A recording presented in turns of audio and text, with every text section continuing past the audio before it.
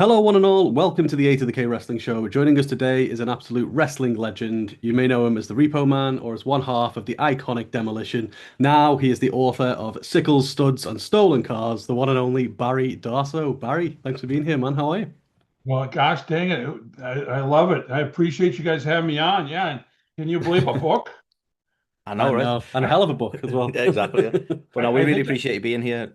Sorry, go I think I've only read a couple of books in my whole life, and here I'm writing one, you know. on. Well, you could Oh, never tell. kind of exciting. But yeah, I appreciate you guys having me on your show. You got a great show. Oh, thank you No, very thanks, much. man. Well, we really No, appreciate you taking the time, absolutely. and we'll start there if we could. Obviously, Carl's mentioned your new book there, which is available now. So I suppose first question I'd ask is sort of what made you decide to write the book, and how does it feel being an author?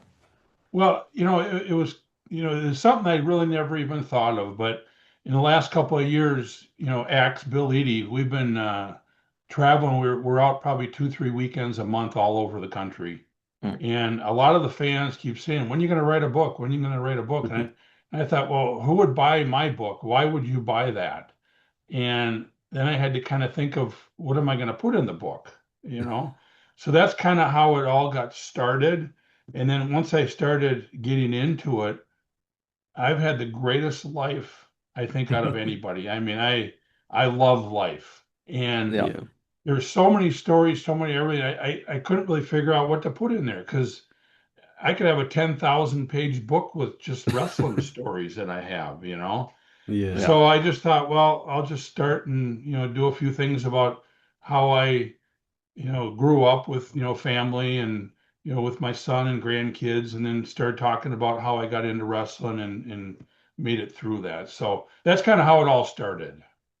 Yeah, I mean it's a hell of a read as well. Yeah. Obviously, we both read it. I was fascinated to find out that you actually grew up with the likes of John Nord, Rick Rude, Kurt Hennig as well, and obviously we've since had the likes of Brock Lesnar since that. I just wonder what's in the water in Minnesota that produces these, incredible wrestlers. I think it was the beer is what it was. We all drink beer. But yeah, just the characters that I grew up with, just unbelievable. One day we were all at the gym and we're sitting at the gym. There's probably 10 or 15 of us sitting around the bar that you get all your protein drinks and everything. And I looked over at Kurt Hennig and I said, Kurt, we ought to start a TV show. It'd be kind of like Cheers, where only it would be the gym. And just as the characters that we started watching, John Nord and Wayne Bloom and all these guys, and when the people would come in, everybody would say something about somebody, and it was like a show. We could have had our own wrestling show even, just us guys. Yeah, Yeah. I mean, yeah, yeah, the amount of people, it's a full cast in it. Let's Yeah. let's be fair. Crazy I not to I mean, think. it was fun growing up with all of them. Yeah, Yeah. no, I'll imagine. Can imagine. It must be really surreal, like you say.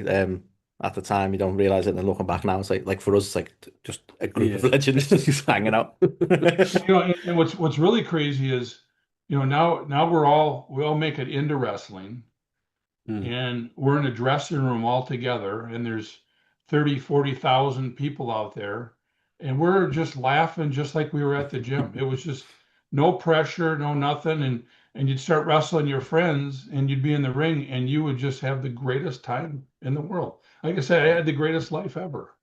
Yeah. Nah, I that's love awesome.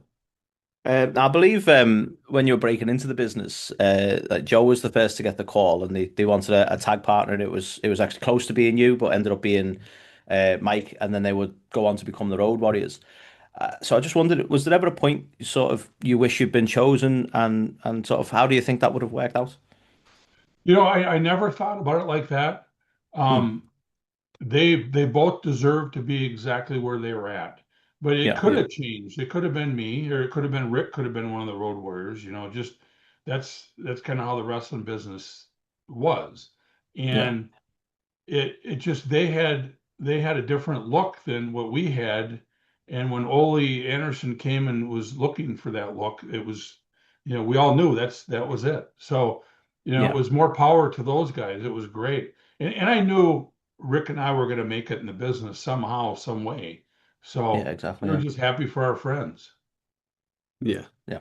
Um, Obviously in the book there's a load of like road stories of like all the shenanigans that you got up to. I'm curious if you had to share a car ride today with either Harley Race, Ernie Ladd, or Ivan Koloff, who would you choose? If I had to do what? If you had to share a car ride today with either Harley Race, Ernie Ladd, or Ivan Koloff, who would you pick? Because they've all had you doing crazy stuff in cars. Boy, I'll tell you, that's a tough one. I know. I loved both those guys. I mean, they were just great guys. I spent a lot more time with Ivan, so I suppose Ivan would be the guy I would choose. But you know, and there, it's funny because in the book I could have put 100 guys in there. Yeah. Yeah. But it's like which ones do you pick? But being in the car with Harley Race and Ric Flair, and when I'm new in the business, I mean it was just what a dream come true. Now, Yeah. Yeah. how'd you like the part about Ernie the Cat Lad? Did Oh, you get to he that? was, yeah, yeah. I mean, we read the whole thing. Like you've just done some mad stuff. I think. I mean, Yeah. like if I was gonna pick though, I think Harley. Making you drink the whiskey and throwing out the what was it, It, Gatorade it, that you had at the back then window? it's roll down windows, right? It's not Yeah, electric windows. It's rolling down the window. Hey, let me see that. Right out yeah. the window. Glass bottles as well back then. And he doesn't laugh or smile or anything. He's just serious about it. Here, drink that. Here you're Yeah, driving, and then pushes his foot on the gas. And, I mean, he's just a character. Yeah. yeah. But I mean, speaking of characters, and you briefly mentioned it there. Obviously, yeah, you do talk in the book about riding with Ric Flair. I just wondered what did a typical night on the town with Rick look like for you? What was it? What? A typical night on the town with Rick. Oh, What did that look like? oh my gosh. It's not an easy night. Let's put it that way. You Mm. know, when when you go into a bar, you better be ready to get ready to drink some beer. And it didn't matter how many people in there. Rick was he was the party, and Yeah. it'd be nothing for him to spend three, four, $5,000 and buy the bar everything and do. I mean, it was just, and I don't know how he did it, you know. And I Yeah. hung around him a lot, and he was a character. I mean, Yeah. when he'd come in there, especially where he was from down in North Carolina, where we lived, everybody knew him and everything. So it was just a party everywhere you went. It was just tough to keep up with them. Oh, I can Oh imagine. yeah. But I wouldn't fancy trying. many nights I've seen him with the robe on, dancing up on the bar, getting girls up there doing, whatever. And yeah, he was a lot of fun. Some of the situations that you described in the book when you were portraying Crusher Khrushchev, you mentioned that when the crowds after the match are trying to attack you and they're banging on the car door and things like that. How terrifying was it being a heel like back in the 80s, especially in like certain territories? You know, um, that's a good question. When you're in the wrestling business, it's like you're either a heel or a baby face. So Mm. your goal is to get everybody to hate you. And when it gets to that point, you know you did your job. And when they want to kill you, when they want to beat you up and throw things at you, that's money. You're going to be in main events and this and make some money. But sometimes it gets a little bit too far to where it's kind of like, how am I going to get out of this situation? Maybe I shouldn't have done that. There are Yeah. a few Mm. times like that, but it was it was well worth it. Let's put it that way, because you could make the people hate you, love you, cry. You could make them cheer. You could do everything. That's when you knew you did your job correctly. Yeah. Yeah, well, you definitely did Yeah. based on that. Oh, And so we had some good ones. Yeah. yeah. Yeah. So even with the like you say the slightly worrying bits of being a heel, there must be no feeling like it when you sort of creating that kind of reaction from the crowd. Mm. Well, yeah, and nowadays you don't get that. It No. was, No. back in the days the people really believed it. and Yeah. they were, you know, they'd work their 40, 50 hours a week at their job, and they're mad at people and everything, and they'd buy tickets to go to the wrestling matches, and if they hated you, they took it out on you. And Yeah. that's what they did. But yeah, most of the time Yeah. we had some pretty good police that would stop people, but sometimes, the policeman didn't like you either. So just like just like here, Yeah. let the people go, let them beat you up, let them throw stuff, Yeah. Sounds very scary.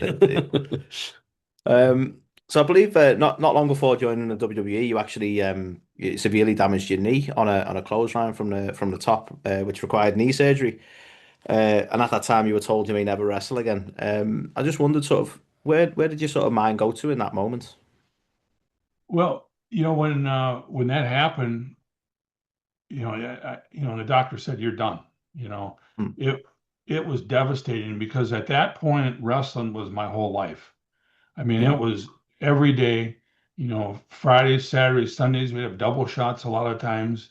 And my goal was to make it to the WWF at the time.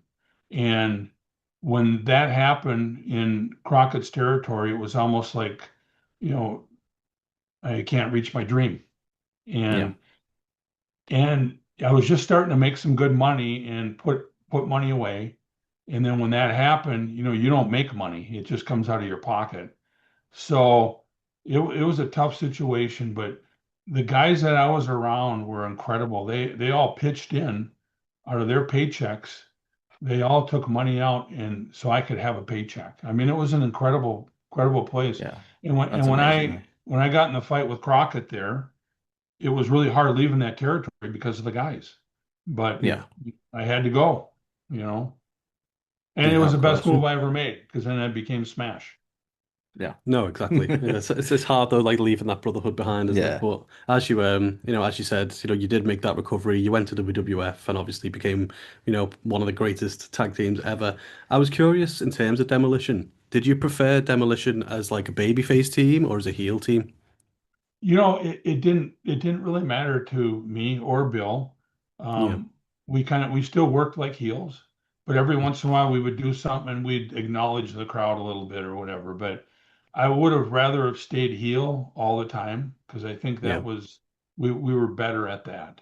And I think the crowd liked us better as heels, you know, Mm. because what's funny is the office kind of panics when you're the bad guys and all of a sudden they start cheering you, and Mm. then it's like they get into that room and they go, what are we going to do? These guys, we got to make them baby faces because the people are cheering them. Well, that's probably the worst thing to do. Let us just Mm. Yeah. keep doing what we're doing and naturally have the people change. But Yeah. yeah. No, that makes What do you sense. think? So you can enjoy your heel, Well, favorite bad that's it. guys. So now, did I Um, did I ever did I ever meet you guys when I was in Liverpool? Did I No, see no, you we've not guys? had the pleasure of meeting in no, no. person. Okay. Yeah, because it was a few years ago we were there. Ah, Ah, we it's a shame. hopefully you'll come back around Yeah, again. we're on that sort of scene a lot more now, aren't we? So Yeah. hopefully, if you do plan on coming back this side of the water, then we get the chance, huh? Yeah, definitely. Well, I tell you, I love it over there. The people are fantastic, and every time I go over there, I have a great time. Yeah, Yeah, nice. they are. Yeah, they're quite a unique crowd, especially from an in-ring perspective. Again, I know you've had the experience, but I assume do you quite like the UK audience? We're known for being quite vocal and having a certain chance and whatever, don't we? And I hate to say this about me being here and you guys are there, but you guys do have some pretty good beer there, and Yeah, that's it, fair. some of them might be better than the beer we got here in in the United States. There's only one way to find out, Barris. If you come round, they're on us. That's a fair So deal. you guys like the cover of that, huh? Oh yeah, Yeah, yeah, yeah, 100%. 100%. It's just like the best kind of I don't know what's the word combination of like Yeah, your no, your two biggest gimmicks. I absolutely love it. yeah. Believe you've Yeah. yeah, because you've It, done that for the it, graphics, haven't it was a lot of fun. It was a lot of fun doing it. you? Yeah. Yeah. A lot of work though. I thought I was going to be retired and not do anything anymore. Now I'm working more than I ever did. We have action figures coming out. We're in different games or books, and I mean it's nonstop, but Yeah. it keeps you young. Yeah, Yeah, I mean, exactly. testament to the legacy, isn't it? Let's be fair. As you say, it must be great sort of looking back on those memories and I suppose having the thought of like, what stories do you pick is awesome. It's a testament to sort of how good that time was, you know. Yeah, and I really gotta I gotta really think about a lot of the stories too, because I have problems remembering things, but when I finally remember something, then I remember a lot of it. But Yeah. there's so many stories that I could tell that I just didn't know if I knew all the truth about all the stories. Mm. But Mm, after a while you start thinking things, and that's what the story is. It's not where these here were really things that really happened. So Yeah, of yeah, course, yeah. Plus, I think it's worth always saving a few things for conversation as well, you yeah, know. definitely. So obviously in your tag career, you've worked with some of the greatest teams in the business. I just wanted to ask, and I know it might be a difficult one to answer, but do you have a favorite team you've worked with over the years? not just one team, but Mm, we loved working with the Hart Foundation. yeah, And they were two great friends of ours, the British Bulldogs. They were Mhm. so easy to work with. Andre and Haku, which every team you work with, sometimes it doesn't work, and a lot of times when you're big guys and you work against other big guys, the matches aren't that good. But Mm, Andre and Haku, they were great matches we had with those guys. yeah, And the Brain Busters, uh, those matches kind of really stand out, in my yeah, mind. yeah, yeah. No, some absolute classics there. yeah. Great shows. Speaking of things that I don't think I saw this in the book, so I wanted to ask you about it. So before you did make your debut as Repo Man, at SummerSlam Spectacular, you faced Virgil as like the masked wrestler. I was just curious, how did that kind of come about before Repo Man? I don't know how that happened. Um, I don't want to speak bad about anybody. I loved Virgil, but he wasn't the best wrestler.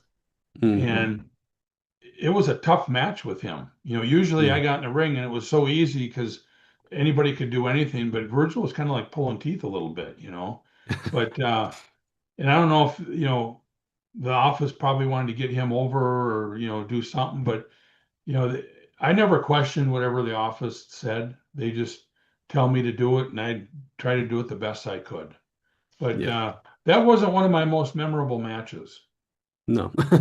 I was just curious with like because there's just that one kind of random match before he became Repo Man because like Repo Man was a huge favorite in our house growing up. Like I don't know why, but in the I think it was the 1992 Royal Rumble when you got eliminated, I think it was Bobby Heenan and he was like Repo's gone, and for some reason that became like a catchphrase in my house. So like if we knock something off the table or something, like my dad would go Repo's gone. I don't know why, but yeah, obviously Repo Man was a huge favorite. Well, But I I, was. I had some good times with Bobby Heenan. Oh man, Yeah. Oh, what a lot yeah. of Yeah, fun. I love the story in the book about the where you lock the keys in the car as well. Just sounds like it was such a Yeah, riot. Bobby, you're the brain, and he says, "Well, you're the repo man." And it's like, yeah, you should be able to get in this car. But No, that sounds like brilliant. But I'm curious because obviously in the book you mentioned obviously we're both dads as well, and you mentioned that sticking the tongue out as Smash was kind of you sending a message to your son Dakota, which I thought was really endearing. But I'm curious when you became Repo Man, how did Dakota react to that? Because obviously he was used to seeing you and having that kind of like tongue out thing, but then when you were the Repo Man, there was a whole different character. he actually loved it. Did he? I would come home and he'd be hiding around the corners and he'd jump out, and just kind of do what I would do. I mean, he just loved everything. I tried to Yeah. get him on the road as much as I could, but he started school and all that stuff. But he knew everybody, and I'd bring him in the dressing room, and he would shake everybody's hand, and everybody would talk to him just like he's one of the guys. Yeah. Ah, So, that's awesome. but he enjoyed the gimmick too, and his friends had a good time with it too. And then, once you get the action figure and, you know, he'd bring that to school and, Yeah. it was Yeah. big time. Must be so There's just cool. only a handful of kids in the world who can bring in an action figure of their own dad. I know, yeah. Yeah. So we obviously when we knew we were going to interview you, we sort of put out there to our fans if there's got any questions for you, and one of the ones that cropped up, they asked, was there ever an idea for the Repo Man to team with IRS because it seems like such a natural fit? You know, it was kind of funny you said that. We've thought about it, but Mm, you knew it wasn't going to happen because him and Ted DiBiase with the money and everything. That was yeah. more of a team, than the Repo Man and the IRS. Mm. Yeah. No, it's interesting that you'd had them conversations because does seem like it would be such a natural Yeah, fit with exactly. a Yeah. Repo Man and the tag And I team. and I would have loved to have had him as a partner because Mike's a great guy. Mm, Yeah, no, definitely. 100%. Yeah. So obviously you spoke a lot about kind of getting the inspiration for the kind of the voice and the laugh of Repo Man from the Riddler, but it was also your body language that you changed quite drastically between kind of Smash and Repo Man. So just curious, did you kind of model your body language on anybody? Well, it was kind of, the Riddler and the Joker too. Yeah. I was growing up, I was a big Batman fan when I was a kid, and I used Mm. to love watching them and I just thought nobody in the wrestling business does anything like that. So if Yeah. I did that, I would be different. And Yeah. I think it worked, you know. Oh, 100% worked. You, Yeah. Yeah, you can definitely sneak up on people and do the whole deal. And then a little bit of it was, from Jim Belushi from Animal House. I don't know if you can remember Oh, when he nice. came out and did that. So that Right. was kind of a mixture of that also. Right. Love it. Yeah. So I know we've sort of briefly touched on the obviously coming over to the UK and the UK crowds, but you actually finished up your career at SummerSlam in Wembley, which is obviously a huge event for us here in the UK. So I just wondered how did you find the Wembley crowd when you wrestled at SummerSlam? Oh my gosh. What was bad was I wasn't there long enough. We Mm, flew in, we were only there for a day or two, and I enjoy, London. I mean, just everybody there, everything. And mm, then to be in Wembley Stadium, which was phenomenal. I mean, and then, Crush and I were best friends too. At that time, we hung around together, we were roommates together, traveled together, everything. So it was fun wrestling him. It was just like one of your yeah. friends back home. All of a sudden you're with them in the ring. And what was really crazy was like when he'd pick you up, you weighed about 2 pounds to him. I mean, he was that strong. And then he'd slam you, and then you could hear the crowd, the first 25, 50 rows screaming and cheering. Well, then it seemed like a minute before the crowd way in the back would hear the cheers. So you'd lay on the mat for an extra couple of seconds to get all the cheers. You know what I'm talking Yeah. about? Because Yeah, it yeah. was just such a big building and it was really neat. But the fans treated us fantastic. It didn't matter if you were a heel or a baby face or anything. It was fun. A lot of fun. Yeah. Yeah, that's fascinating. Obviously, the size of it and having to kind of, Like that the extra beat to yeah, take it all in. Yeah. yeah, it's something you Yeah, never even and think then of. but then what was so bad is that next morning we had to fly out so early we couldn't even stay there and enjoy it. We were Nah, in and Yeah. out. We were on another show. So nah, that's a shame. Yeah. Yeah, just another reason, another excuse to come back around. That's what we need. yeah. Um, obviously, again, you mentioned in the book around, what eventually you wanted the Repo Man to kind of become good and kind of turn into a Robin Hood type Right. character and, be able to work with Make-A-Wish and stuff like that. But obviously, we never got to kind of see that happen. So I'm just curious, kind of looking back, like, you know, how much you wish that that would have happened, and would you have changed the name of Repo Man to something else? Did you ever have anything in mind? No, no, it would have been the Repo Man. I would have done everything exactly the same, or only I would have stole from the bad guys and give it to the good guys, Yeah. Love it. And earlier on, like I had that vignette where I stole that bicycle from that kid. Well, Yeah. maybe this time I would be giving all these kids bicycles and all that stuff. It was just I would do good things, Yeah.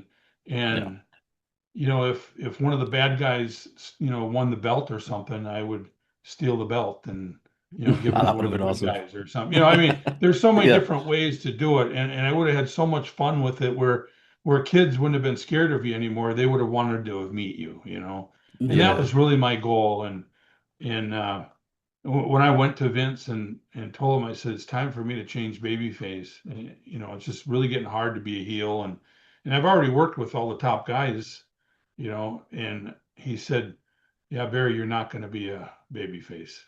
And right when he said that, it kind of broke my spirit, because, Yeah. I've been lied to by promoters, and I just I try to not lie or cheat or steal from people. And here I'm the Repo Man, right? But I'm trying not to lie or cheat or steal. And then here he lied to me because that's not what the deal was. And I know Yeah. you can make changes, but just the way he said it, it was just like, you know, and that's when I said, well, I got to put my notice in then, and Yeah. sometimes I kind of regret that I did that, but in the long run, I was glad I did that. Yeah. Yeah. Such a shame, and that it we never got It to is, see it. yeah, yeah. But no, I fully get it. Like you say, you stand on sort of principles and the deal. But obviously, you did go on to WCW with a couple of gimmicks. So I did want to ask about the amnesia gimmick that debuted on WCW Saturday Night. And I sort of wanted to ask where that idea come from, and sort of was there an end goal with it? I never even knew anything about that. And Right. they never said anything to me. And then I heard about it after. I go, yeah, I guess I did have amnesia. I've had so many gimmicks. But Yeah. yeah, they never ran that by me or anything. I think it was just, one of the announcers said something about it, and then it just kind of caught on a little bit, and then they just went with it. Right. Wow, that's fascinating. Just to kind of find out as the audience Yeah. was finding out. Yeah. S- so obviously we were delighted to see you come back to the WWE in the gimmick battle royal at WrestleMania 17.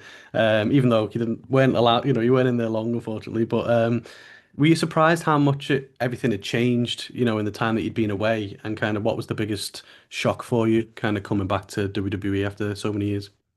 Well, at that time, it was really kind of the start of where there wasn't fun gimmicks anymore. It was getting where the guys were using their real names, or Yeah, it Yeah. wasn't the fun stuff. So when we had that gimmick battle royal, to a lot of the new fans, it was like, boy, that's how wrestling used to be. It was, I think it was a surprise to the new fans, where the yeah, old fans loved it because they were into all the different gimmicks. So I guess the biggest change was more of that. There wasn't the fun gimmicks really anymore. That was kind of the end of it. They were phasing that out. And then a lot of the Yeah. tag teams they phased out. That was a big difference too. yeah. Yeah, it's I mean, I think even to now to today, the tag team division isn't really quite the same as it was. Yeah, I mean, yeah, I'm curious. Have you got any thoughts on that? Actually, like, tag team wrestling seems to be kind of a little bit of a lost art in the modern world. I really think it's all a money issue. I Hmm. think, if say you have 5 matches and they're all single matches, that's only 10 people.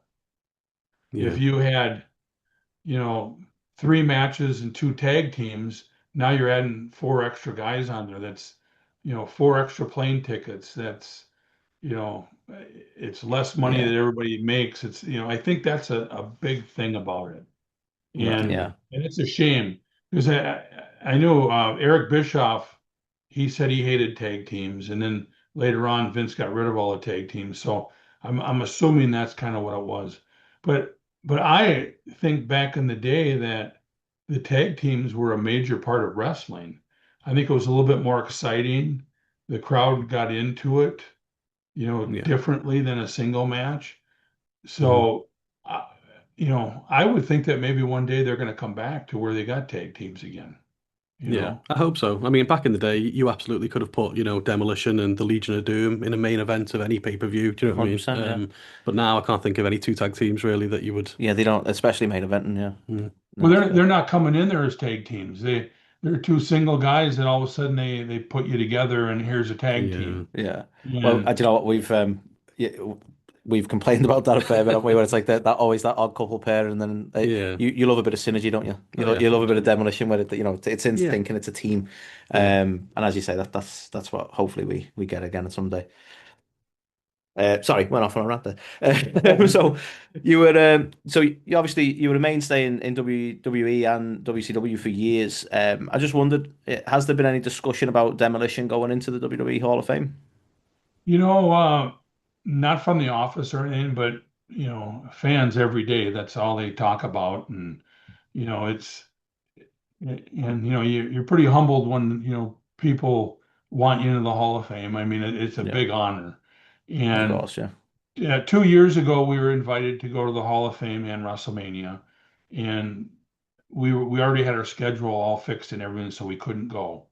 But then, Vince left, and then Triple H came in, and when they asked us to go to the Hall of Fame to see it, we right away said yeah for sure, because it was Triple H was in there, and Yeah. the Undertaker had a lot to do with it, and so we were pretty excited about going there. And when we got there, we didn't know what to think about everything because we haven't really talked to anybody for 20 years, Mm. Yeah, of course, yeah. and we get there and we come off the elevator and we get into a room where everybody's at, you know, Triple H Yeah. and his wife and Linda McMahon and you know Khan and all the top guys are in there, and they're filming the pre-show before the Hall of Fame.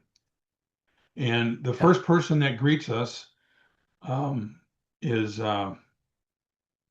well, I shouldn't say the first one, but Stone Cold Steve Austin. And Yeah. then, Brother Love, who I love it, Bruce Pritchard, he comes right up and hugs us. And he sat and talked to us for about 15 minutes because we didn't know what it was going to be like in there. Yeah. Yeah. And he really uh, kind of set the tone and, made us comfortable. And then right away, CM Punk comes over. And I was never a CM Punk fan or anything, but I'll tell you what, after I sat and talked to him, he was a gentleman. He was incredible. And it was like, wow, what a man he is. And Wow. then got to talk to all the rest of the guys back there. And then it was time to go out to the Hall of Fame to the ceremony. And we go through, you finish saying hi to everybody, and they bring us to our seats out there. And once you know it, they put us right next to the Warlord and Barbarian, two of the biggest guys in the whole place.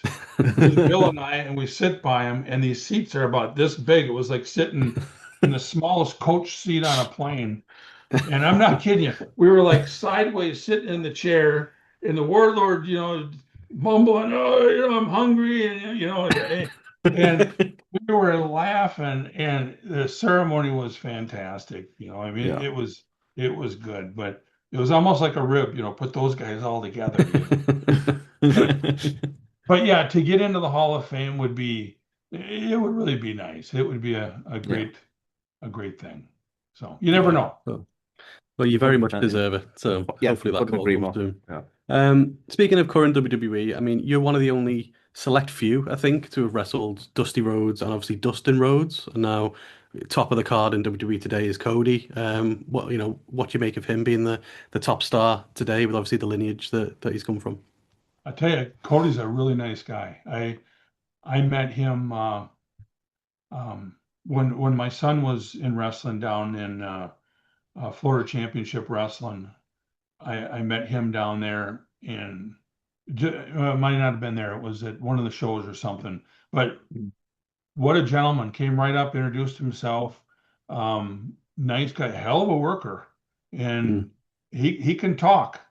And when you see him on TV, he doesn't look as big as he really is in real life. He's kind of a tall guy. yeah. And he should be in the position he's in because Yeah. he's good. In fact, he had a hell of a match I couldn't believe with you know, um I can't it was that WrestleMania?